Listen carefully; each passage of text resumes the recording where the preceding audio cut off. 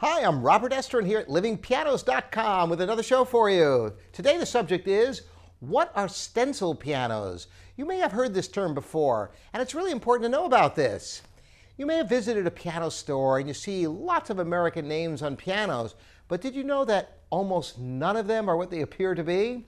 Stencil pianos have a long history, and I'm going to talk about what they are, and so that you can decide for yourself if something is invaluable for you with a stencil piano. Stencil pianos go way back. As a matter of fact, many of the leading piano manufacturers used to have second lines that they used to sell OEM, original equipment manufacturer, to stores that could put their own store brand name on pianos. Well, today stencil pianos have become a staple of the piano industry. With only Steinway and Mason Hamlin left and a relative newcomer, Charles Walther, the American piano industry is just a shadow of its former self, with only about 2,000 pianos having been manufactured last year.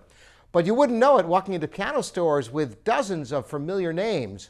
These are simply stencils of the original manufacturer that are put on pianos that come mostly from China and Indonesia.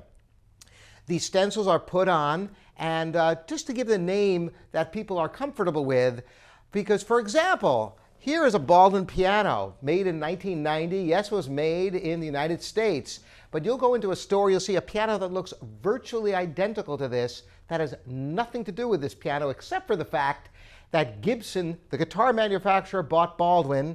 They shuttered the American factory and they bought the Dongbei piano factory in China. They're importing those pianos and putting the Baldwin name on them. They look just like this, and for about a fifth of the price of a Baldwin, you can get a piano that looks pretty much the same.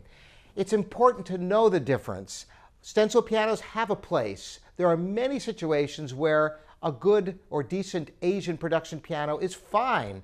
If it's mostly decorative and it's going to have casual use and you don't expect to pass it down generation to generation, that's fine.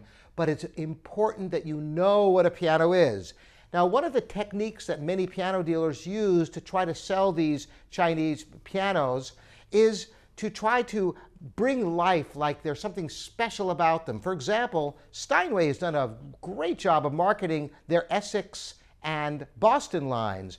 Essex is a Chinese piano made by Pearl River, and the Boston line is actually an OEM piano sold to Steinway by Kawai. Now, the Steinway name is so strong that people are comfortable, more comfortable, spending a few $1,000s more to get these pianos where they could buy them from the original company for less. Why? Because somewhere inside that piano it's going to say something about Steinway, and that name is strong enough that people are comfortable. Just like some people will spend 5, 10, 20 times more to get a handbag because it has a certain logo on it, whether it's Gucci or Prada or whatever. So if that's important to you, it might be worth the thousands of additional dollars.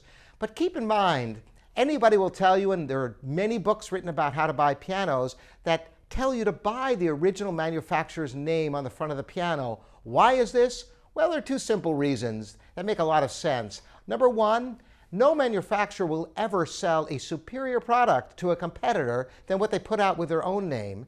Number two, there's a middleman that has to be paid. So if you're looking for the best value, stencil pianos are not necessarily the best route. However, sometimes there are deals to be had, and it could be the right fit for you. That's all today about stencil pianos. I thought I'd just share this with you. If you have any more questions about stencil pianos or anything else, I'm Robert Estrin here at livingpianos.com. Thanks for joining me.